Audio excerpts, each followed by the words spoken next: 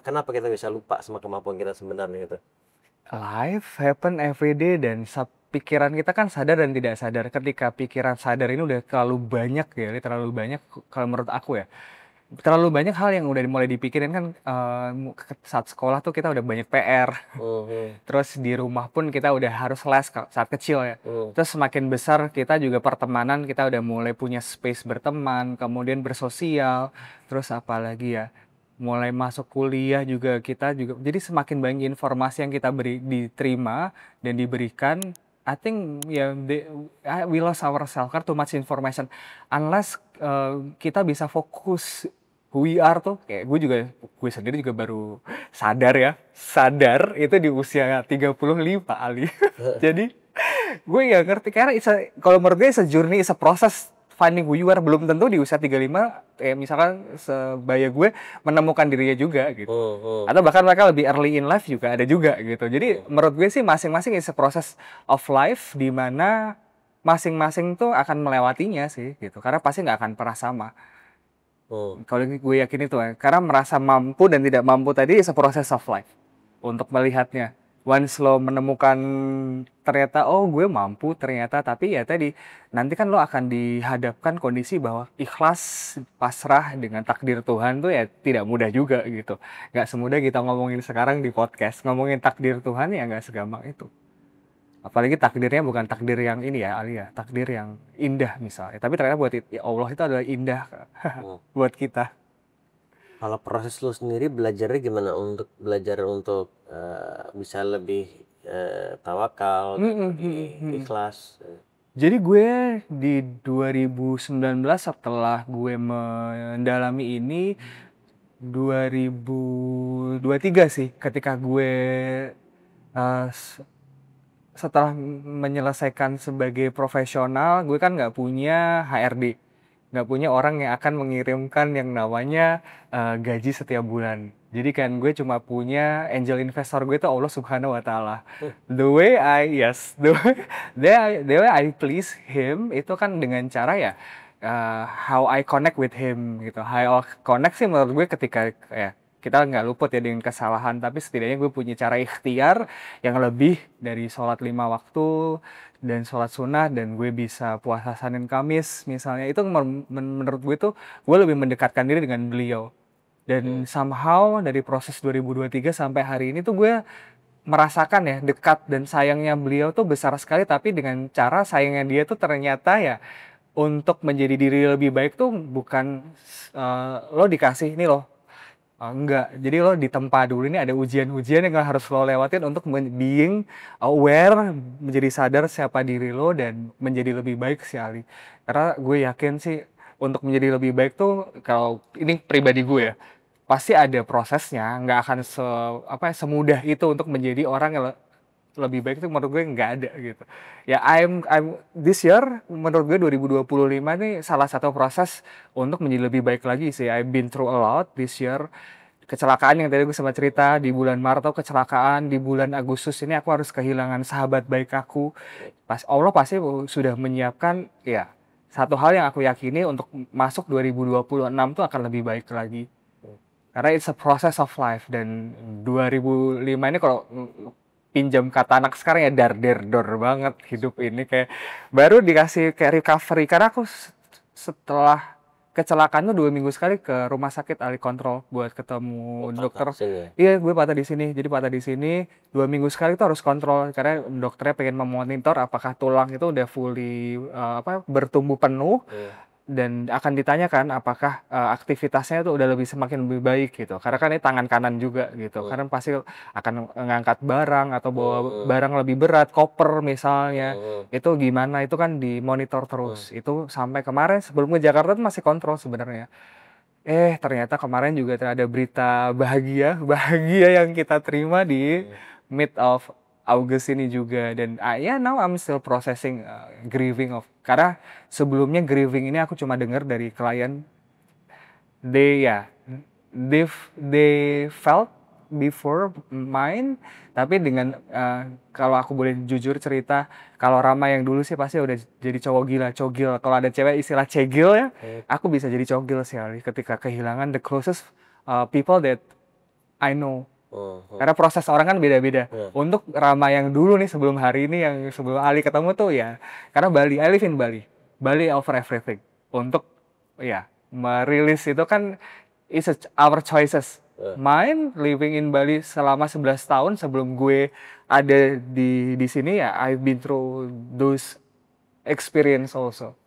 Tapi setelah gue di tahun 2019 merasa gue lebih punya calling, dan ternyata gue harus lebih apa ya, merasakan gue menemukan spiritually religious Ali sebenarnya. Karena ya tadi gue bilang kedekatan gue dengan Tuhan itu karena gue gak punya HRD yang gue I'm talking tuh cuma tuh nanya dia kan gitu. Jadi akhirnya gue punya kedekatan, dan untuk menjadi seorang muslim yang baik kan diharapkan kita menghindari hal-hal yang seharusnya dihindari dari situ. Jadi gue bersyukur hari ini gue udah siap memproses sebuah namanya grieving gitu. Kalau dulu sih Rama yang belum mengenal ini sih ya cowok gila sih. Gue bisa jadi di pinggir pantai having a bottle of whiskey gitu kan.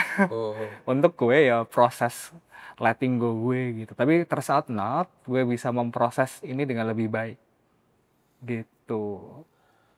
Ya I'm thankful, I'm terapis gitu. Jadi gue bisa tahu proses merilisnya seperti apa. Menterapi diri sendiri. Bener, menterapi diri sendiri.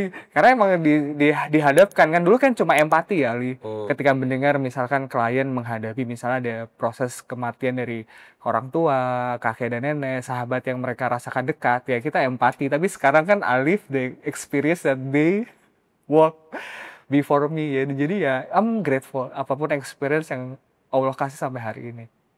Dan termasuk kita ketemu hari ini tuh, wow, that's amazing. Ya, itu udah arrangement dari beliau sih. Karena menurut gue gak ada kebetulan, udah ditanya. Takdir itu kan, yes, sudah ditulis. Ram, Yes. sambil please. Iya, Beb. Menarik tadi bahwa lu bilang ya lu berproses dengan mendekatkan diri. Betul. Itu membantu untuk bisa lebih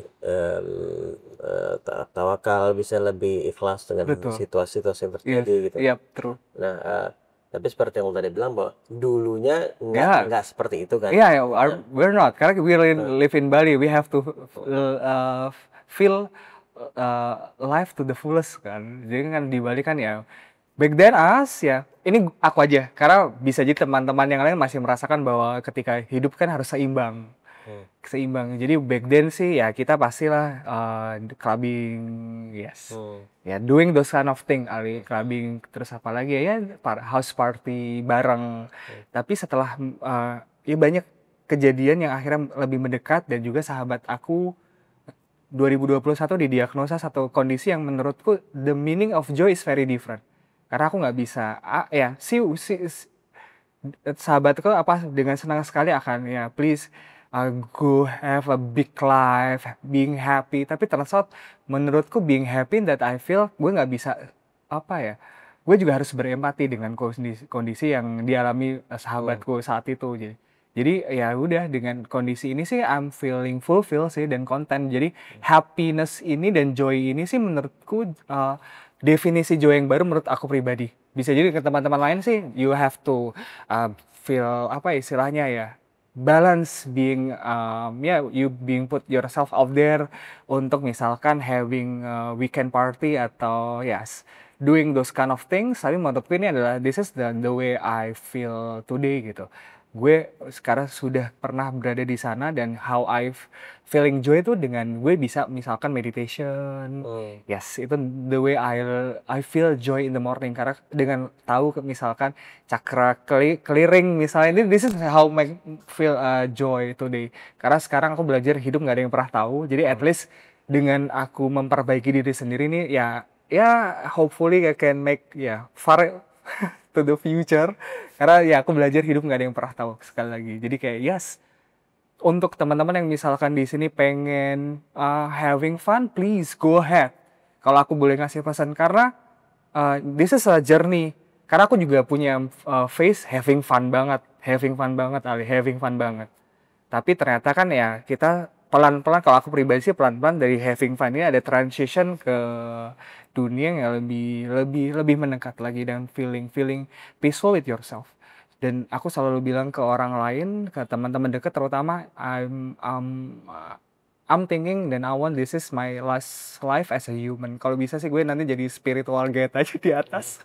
Gue udah, kalau bisa ini, kalau orang Bali kalau nggak salah tuh 98 reinkarnasi, ini udah kehidupan 98 aku. I wanna be spiritual guide aja di sana nanti untuk siapapun yang akan aku guide nantinya. Ya sekarang karena being human, being human ya, we have to go through again and again and again kan. Unless you know your purpose in life tuh sebenarnya apa. Ketika lo udah fulfill, I think ya, gue yakin sih kita akan bisa menjadi spiritual being yang ada di sana. That's my goal anyway. Untuk ngomongin the big goal tuh itu, kayak I think is enough lah. And I believe Rama sih udah pernah punya kehidupan sebelum hari ini sih. Jadi I'm on my way to make myself better and know who I am. Ketika gue ya, dalam Islam nggak ada reinkarnasi sih sebenarnya, tapi kayak I'm thinking ya, this is the last time as a human, dan yes, udah peaceful lah at least. Atau kalau ada istilah reinkarnasi pun bisa jadi spiritual guide buat orang lain. Apakah bisa gue bilang kayak ini dah final choice of the kind of human that you want to live the rest of your life? Indeed, very true. Itu yang gue belum bisa temukan selama hidup gue sebelum hari ini. Terus out ya, gue menemukan itu terusnya. Karena menurut apaan sih lo Ram gitu kan ngomong sejauh itu ya. Sekarang this kind of conversation untuk beberapa inner circle gue yang udah gue mulai membiasakan gitu.